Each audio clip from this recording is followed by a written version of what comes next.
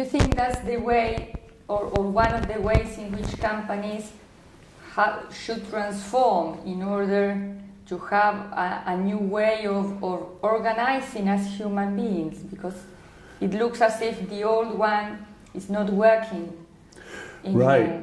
Well, this process of action inquiry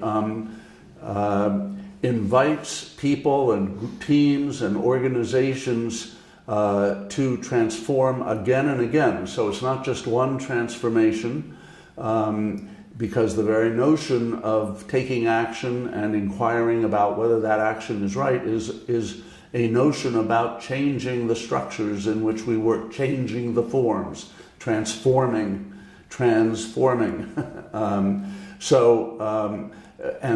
Most organizations and most people are at a very early stage of being able to do that. They need to go through a number of steps in order to reach the point where they really are doing this every day in every meeting. So the theory of collaborative developmental action inquiry actually specifies steps that you can take. So if you're at this step, the next step might be the sort of action you want to take to reform to the next step.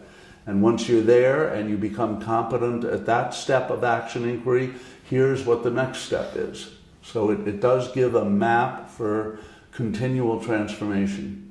And is it what you call the transformation from conventional to more post-conventional way of organizing?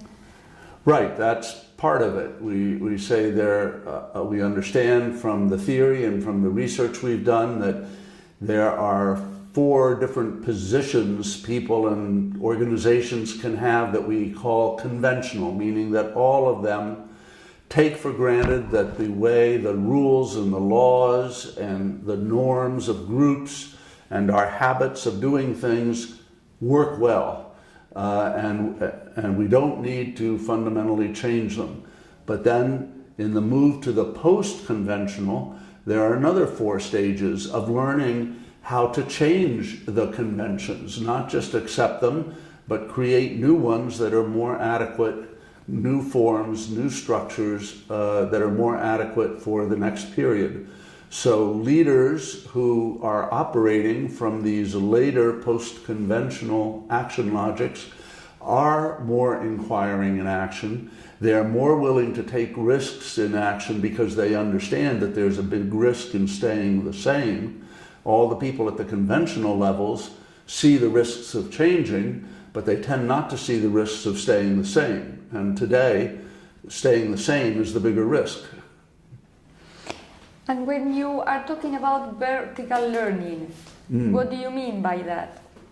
Well, it's very much related to what I was just talking about in terms of the steps and stages of developing towards having the capacity to be aware and check while you're in action whether you are being effective. And so we say that horizontal learning is learning where you become more competent within the structure you already have developed. And of course it takes people some time to become competent within their existing structure. But at a certain point, you can only become marginally more competent, and what you really need is greater capacity. You need to become a different kind of structure that can hold more. So you need to change the form of the structure, and that's what we call vertical learning, partly because of the image that you can see a greater distance. If you get up on a peak, you can see the whole countryside around, where if you're on the side of the mountain with the trees around you, you can only see a very short distance.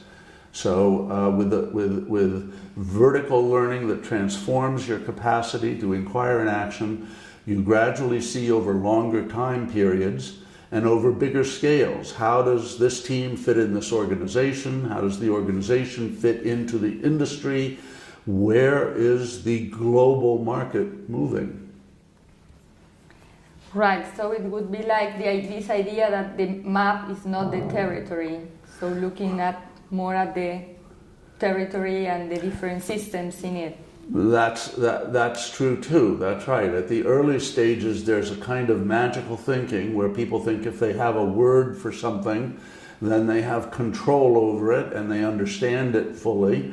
And as you get to later stages, you want to check again. You want to see again whether in fact you've understood the situation well, partly by checking with other people. Are you seeing this situation the same way that I am? And usually if we check, we find that there are some differences. And some of those differences are probably important in order to create a structure that works for more people.